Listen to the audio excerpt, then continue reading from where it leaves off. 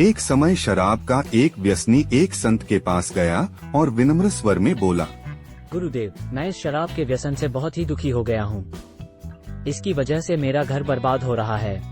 मेरे बच्चे भूखे मर रहे हैं, किंतु मैं शराब के बगैर नहीं रह पाता। मेरे घर की शांति नष्ट हो गई है। कृपया आप मुझे कोई सरल उपाय बताएं, जिससे मैं अपने घर की शांति फिर से पा सकूं। गुरुदेव ने कहा, जब इस व्यसन से तुमको इतना नुकसान होता है तो तुम इसे छोड़ क्यों नहीं देते? व्यक्ति बोला, पूज्य श्री, मैं शराब को छोड़ना चाहता हूँ, पर यह ही मेरे खून में इस कदर समा गई है कि मुझे छोड़ने का नाम ही नहीं ले रही है। गुरुदेव ने हंसकर कहा, कल तुम फिर आना, मैं तुम्हें बता दूंगा कि शराब कैसे छोड़नी है। वह व्यक्ति धीरे धीरे अपने घर तरफ वापस चला गया।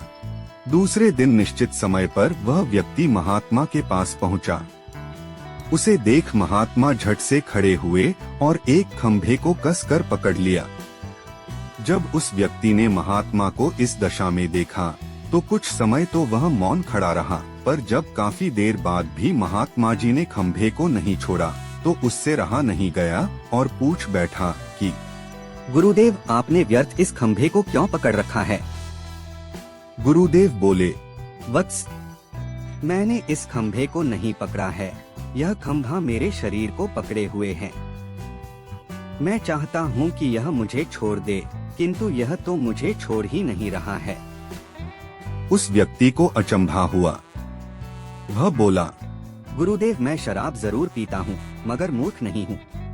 आपने ही जानबूझकर इस खंभे को कसकर पकड़ रखा है।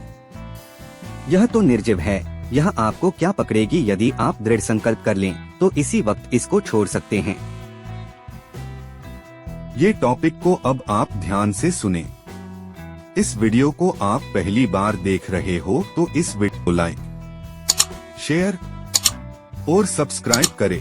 गुरुदेव बोले, नादान मनुष्य, यही बात तो मैं तुम्हें समझाना चाहता हूँ कि जिस तरह मुझे खंभे ने नहीं बल्कि मैंने ही उसे पकड़ रखा था, उसी तरह इस शराब ने तुम्हें नहीं पकड़ा है, बल्कि सच तो यह है कि तुमने ही शराब को पकड़ रखा है। तुम कह रहे थे कि यह शराब मुझे नहीं छोड़ रही है, जबकि सत्य यह है कि तुम अपने मन में यह दृढ़ निश्चय कर लो कि मुझे इस व्यसन का त्याग अभी कर देना है, तो इसी वक्त तुम्हारी शराब पीने की आदत छूट जाएगी।